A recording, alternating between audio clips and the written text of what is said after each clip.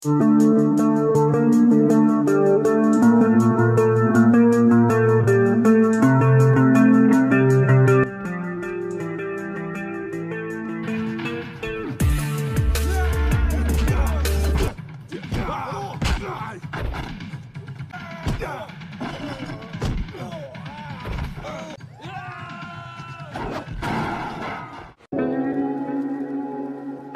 semua, gimana kabarnya? Kali ini saya akan merangkum sebuah film yang berjudul Legacy of Rage. Film ini diperankan oleh Brandon Lee, anak dari mendiang Bruce Lee. Tapi sekarang dua-duanya sudah meninggal. Dan ini merupakan akting pertamanya di kancah perfilmannya di Hong Kong. Untuk itu, agar tahu alur ceritanya seperti apa, tonton aja terus videonya sampai habis dan selamat menonton.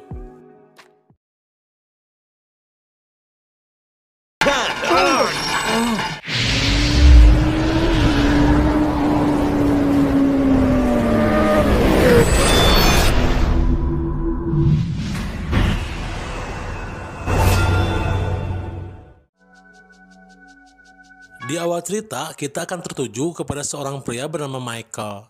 Dia adalah anak orang kaya yang diduga terlibat dengan bisnis pengedaran narkoba bersama dengan ayahnya yang bernama Tuan Pitoy. Karena dirasa kurir suruhannya tidak amanah, lalu Pitoy menyuruh Michael untuk mengawasi kurir tersebut. Dan benar saja, dia terlihat sedang mengambil sebagian uang transaksi tersebut. Karena mengetahui hal tersebut, kurir ini pun langsung tewas terkena headshot. Cerita berpindah kepada pria bernama Brandon Ma. Dia adalah pemeran utama di film ini. Dia tengah bekerja serabutan sebagai operator penghancur bangkai mobil. Karena di zaman ini belum ada WhatsApp, ia pun diberitahu bahwa ada telepon dari pacarnya yang bernama Mai. Dia memberitahu Brandon jika dirinya diterima bekerja di sebuah kafe sebagai penari.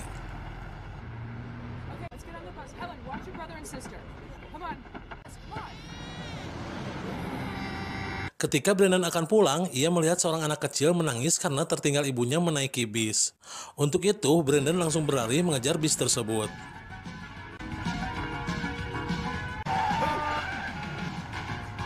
Setelah susah payah mengejarnya, akhirnya Brandon berhasil mengetemukan kembali anak tersebut dengan ibunya. Singkat cerita, Brandon dan Mai bertemu lalu pergi ke tempat mereka bekerja. Sementara Mai jadi penari, Brandon pun melamar sebagai pelayan di kafe tersebut.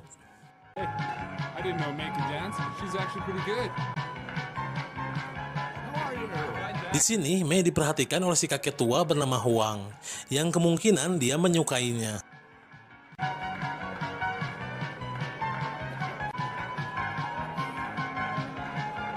Sementara di tempat lain, Michael dan Pitoy kedatangan seseorang bernama Choki. Dia merupakan rekan bisnisnya dalam keamanan transaksi narkoba selama ini.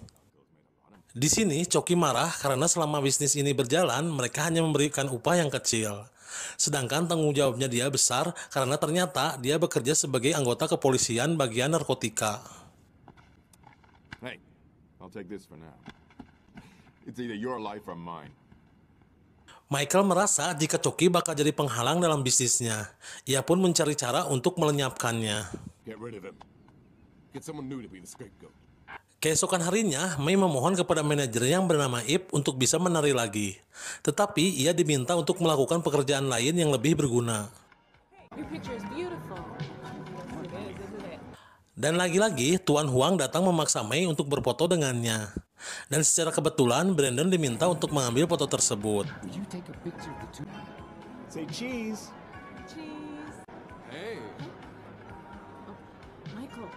Tak lama kemudian, datang beberapa preman pasar memesan bir kepada Brandon. Sesaat setelah itu, kemudian mereka meminta uang keamanan kepada manajer Ip. Karena Ip menolak permintaan pria ini dengan alasan jika dirinya bukan pemilik kafe ini, lalu datang Brandon sampai terjadilah hal ini. Karena Brandon dianggap salah, kemudian ia pun diminta untuk mengganti minuman baru. Namun di saat Brandon membagikan minuman tersebut, pria ini malah membuat onar dengan berbuat hal ini.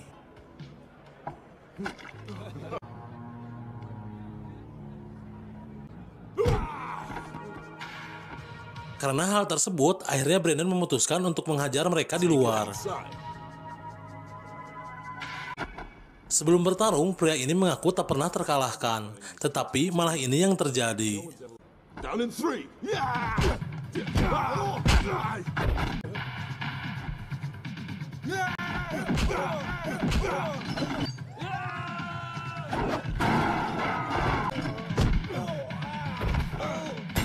Tak lama datang polisi menghentikan semuanya. Akan tetapi Brandon keburu kabur bersama May dan Michael.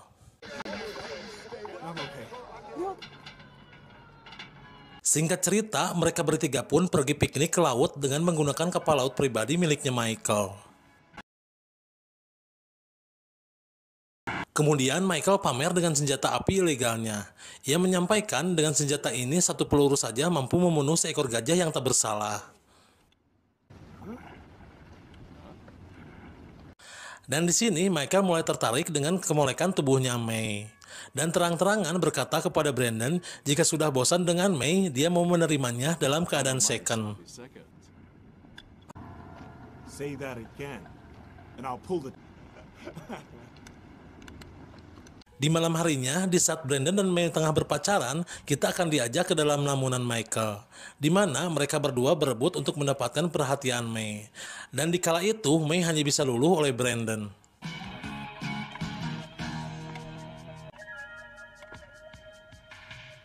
Tak lama Brandon izin ke belakang, tiba-tiba datang sekelompok anak buahnya Coki, lalu menghajar ketiganya. Dan mereka menuntut Michael untuk segera membayar sisa upah yang telah dijanjikannya. Shark didn't like your attitude.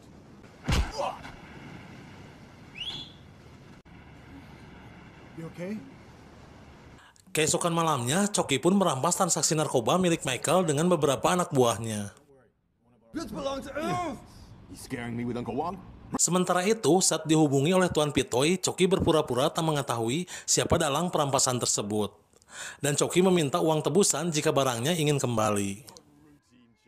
Mendengar hal tersebut, Michael semakin ingin menghabisi Coki dengan caranya sendiri. Dia mengeluarkan dua pistol yang sama, yang satu diberikan kepada Ius, sementara yang satu lagi dibawa olehnya. Dan mereka akan menjebak Brandon dalam kasus ini yang akan diatur oleh Inspektur Lau. Lalu Pitoy menelpon Coki jika mereka besok sepakat akan menebus barangnya di restoran Arab. Di tempat lain, Brandon tengah menghitung tabungannya untuk membeli motorsport impiannya. Tetapi May tak menyetujuinya dan lebih memikirkan untuk dibelikan hal yang lebih penting untuk masa depan hubungannya. Alright, I won't buy it. Di saat yang sama, kemudian Michael menelpon dan mengajak Brandon saat ini juga untuk datang ke restoran Arab. Dan diduga Michael akan menjebaknya. Sementara di restoran Arab sudah ada Ius dan Michael yang sudah menyiapkan jebakannya. Sesaat Brandon datang, Michael langsung menitipkan pistolnya kepada Brandon. Dan Michael bercerita jika dia sedang menunggu seseorang bernama Coki. Tak lama Coki datang, mereka langsung pergi ke tempat lain hingga Michael pun digeledah.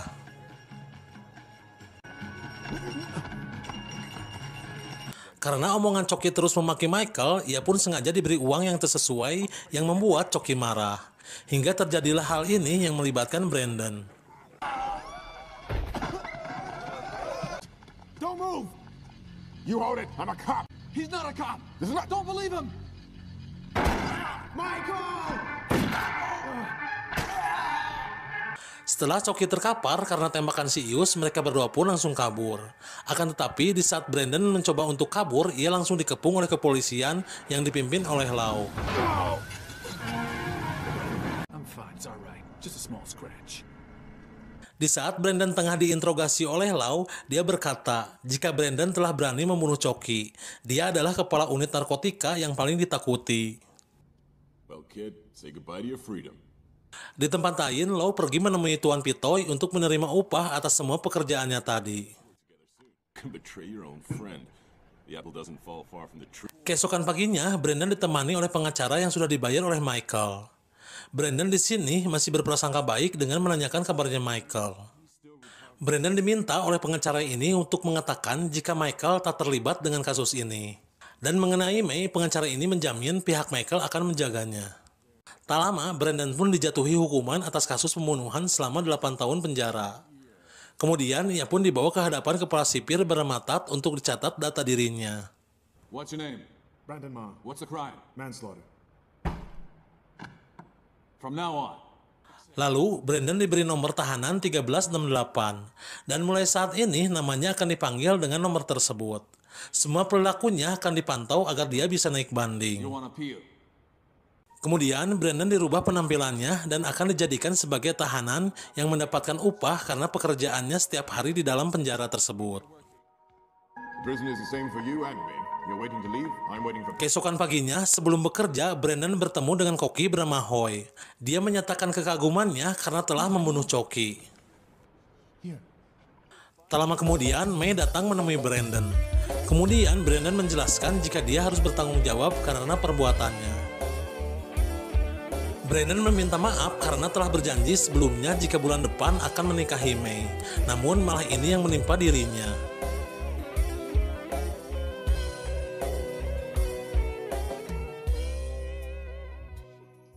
Setiap harinya, para napi diberi 3 batang rokok. Di sini, Hoy memberitahu Brandon meskipun tak merokok, simpan saja rokok itu sebagai uang.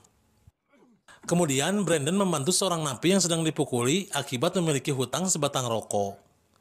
Karena ulah tersebut, Brandon langsung dipanggil oleh napi lain. You got any cigarettes? Karena Brandon masih baru, ia pun tak mengerti dengan aturan penjara ini. Hingga ia membuat keributan dengan para napi lainnya.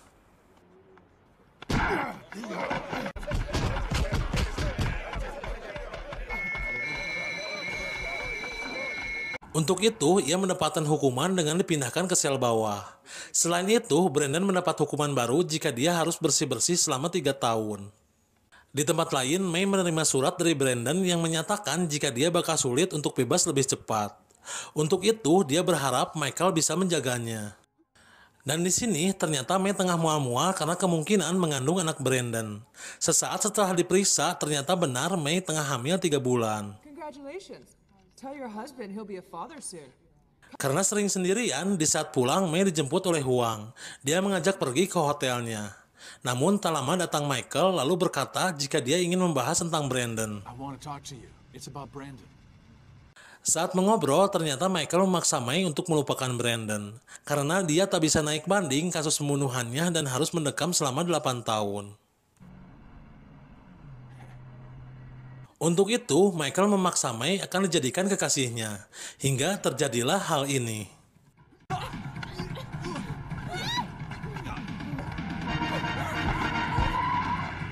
Keesokan harinya, May mendapati Ip sudah disiksa oleh anak buahnya Michael karena mencarinya. Ip menyarankan agar May sembunyi dan menghindari Michael. Dan Ip mendengar kabar jika Coki sebenarnya tewas di tangan anak buahnya Michael. Brandon hanya dikambing hitamkan oleh Michael karena ingin memiliki May. Brandon was only used as a scapegoat for the... Di saat May menangis meratapi nasibnya, kemudian datang Tuan Huang, lalu dia mengajak May agar segera meninggalkan Hong Kong guna menghindari Michael. Dia mengajak May pindah ke Brazil, di sana dia akan menjadikan May sebagai anak angkatnya. Dan secara kebetulan, May tengah hamil anak dari Brandon. But I'm pregnant. Please don't misunderstand me. I like you, that's all. Di sisi lain, Brandon mendapatkan makan dengan lauk tambahan pemberian Hoy. Semenjak dari sinilah, Hoy dan Brandon semakin akrab dan kompak. Hingga di saat Hoy diganggu oleh tahanan lain, Brandon langsung membantunya hingga terjadilah keributan kecil di antara mereka.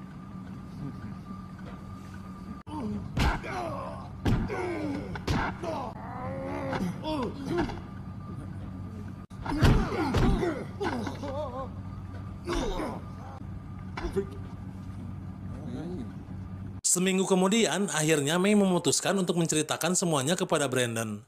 Akan tetapi, di luar penjara sudah dijaga oleh anak buahnya Michael. Lalu, Huang menyuruh May untuk segera pergi ke Brazil. Semua yang direncanakan oleh May akan disampaikan kepada Brandon melalui manajer Ip. Saat Ip menemui Brandon, ia menanyakan kabarnya May. Ip pun menjelaskan semua jika May kabur ke Brazil untuk menghindari kejaran niat jahat Michael kepada May. Selama ini, Brandon menganggap Michael orang baik. Namun di sini Ip menceritakan semua kelakuan busuk Michael jika Brandon telah dijebak saat kejadian di restoran Arab. Untuk itu, relakan May pergi bersama Huang agar mendapatkan perlindungan dan kehidupan barunya. Setelah mengetahui kenyataan ini, Brandon berpikir untuk kabur melalui jalan laut. Akan tetapi niatnya tersebut diketahui sipir bernama Yu. Dan dia memberitahu seandainya Brandon berhasil kabur, dia akan tertangkap lagi dan balik ke penjara ini. Karena sudah nekat, saat Brandon berniat untuk kabur, Hoi memberitahu cara lain. You wanna leave? I've got a plan. Di malam harinya, Hoi bersama temannya memberikan peta untuk kabur. Selain itu, dini hari ini akan ada truk yang mungkin bisa membawa Brandon keluar dari penjara ini. I'm out of here next month. I'll see you on the outside. Tak berpikir panjang, Brandon langsung menjalankan rencananya. Setelah melewati semua penjagaan, akhirnya Brandon berhasil menaiki truk tersebut. Tetapi dia tertangkap lagi oleh Yu. Get out! Saat diinterogasi, Brandon dihajar oleh Yu lalu memanggil anak buahnya dan memerintahkan jika Brandon harus dirawat karena sakit usus buntu. Sergeant, this person has appendicitis. Take it. Keesokan harinya, Yu mendapatkan libur lalu ia bertemu dengan Ip. Ip menanyakan kenapa Brandon tidak bisa dijenguk.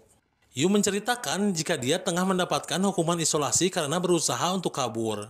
Namun Yu tak melaporkan kasus tersebut ke kepala sipir. The boot's here. Go on.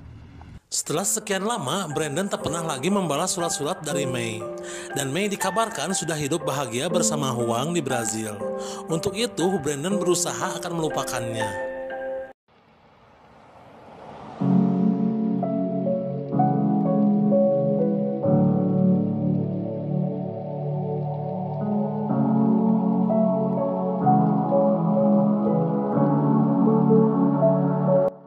Di tempat lain, karena Pitoy sudah tua dan sakit-sakitan, ia menyerahkan semua bisnisnya kepada Michael untuk terus memperluas dan merebut lahan pesaing bisnisnya. Di malam harinya, di sini Ius menghabisi Inspektur Lau guna mengurangi orang-orang yang tahu tentang bisnis Michael. Dan dia semakin berkuasa dengan caranya. Singkat cerita, 8 tahun pun berlalu. Akhirnya, Brandon bebas dari masa tahanannya. Dia dijemput oleh Hoi dan berjanji akan selalu membantu Brandon dalam pekerjaan. Kemudian, Brandon bekerja di sebuah SPBU menjadi mekanik kendaraan. Tak lama datang sebuah mobil sport yang ternyata dikendarai oleh Michael. Hey, we got... Brandon, when'd you get out of prison? Mengetahui hal tersebut, Brandon bersikap tak memperdulikan apa yang dikatakan Michael. Lalu, dia memerintahkan anak buahnya untuk mengawasi Brandon di SPBU. Get somebody to watch him. Untuk itu, Brandon langsung mengundurkan diri dari pekerjaannya. Karena keberadaannya sudah diketahui oleh Michael, dia memilih pekerjaan lain untuk menghindarinya. Di saat Brandon bekerja di tempat sampah, entah tahu dari mana, tiba-tiba Mei datang menemuinya. Di sini, Mei bela-belain datang lagi ke Hong Kong hanya untuk bertemu dengan Brandon. Sehingga mereka pun melepas rindu dengan berpelukan. Di saat itu terjadi, muncul seorang bocil dan Tuan Huang. Yang dikira Brandon itu anaknya Mei dan Tuan Huang. Kemudian Brandon pergi tanpa sempat Mei menjelaskan siapa anak tersebut.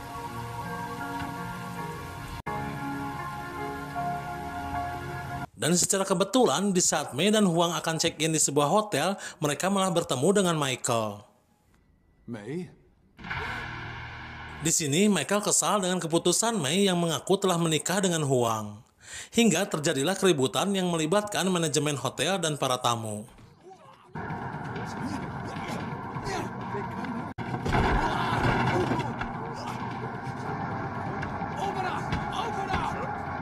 Sesaat setelah itu, Huang langsung meminta Mei dan anaknya untuk pergi dari Hong Kong. Huang berjanji akan berbicara kepada Brandon menjelaskan semuanya. Sementara di tempat lain, Michael memerintahkan Ius untuk menculik Mei dan anaknya. Go back there. Bring the bitch and the kid back here for me. Sesampainya Mei di bandara, kemudian datang Ius menculik mereka berdua dan mengancam Huang supaya tidak melapor ke polisi. Get on the plane and go to Brazil. If you Keesokan paginya, Huang pergi menemui Brandon. Huang berkata jika Mei dan anaknya dari Brandon tengah diculik oleh Michael. Di waktu yang sama, tiba-tiba datang anak buahnya Michael hingga terjadilah hal ini.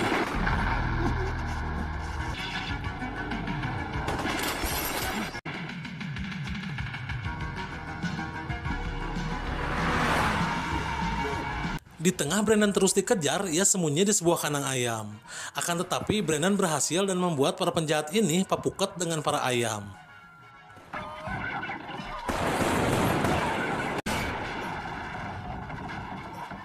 Setelah berhasil dari pengejaran, Brandon langsung meminta bantuan kepada Hoy yang merupakan bandar senjata api. Tanpa basa-basi, Brandon langsung memilih senjata yang pas untuk membalas dendam menyerang Michael. I'm coming to settle our score. Di saat melancarkan aksinya, Brandon dibantu oleh Hoy. Mulai aksi saat dia menghabisi para penjahat saat di atas mobil.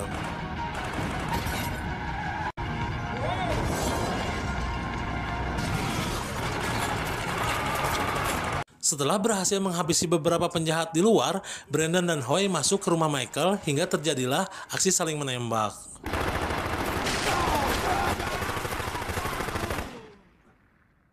Di saat mereka lengah, tiba-tiba Hoy tertembak, namun untungnya Hoy masih bisa selamat. Sehingga Hoy menyarankan untuk tetap terus maju dan tak usah mempedulikannya. Don't worry. I won't die. You go. I'll wait for you. Kemudian Brandon berlanjut menghajar para penjahat dengan tangan kosong, dan dia harus berhadapan dengan si Ius.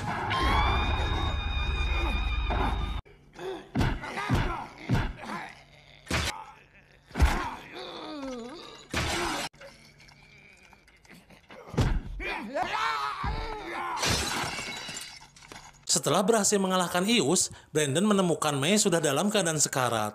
Sebelum mati, dia meminta untuk menyelamatkan anaknya. Namun tiba-tiba datang Michael, lalu terjadilah hal ini. Di saat mereka berdua sudah sama-sama nekat, mereka pun melakukan hal ini.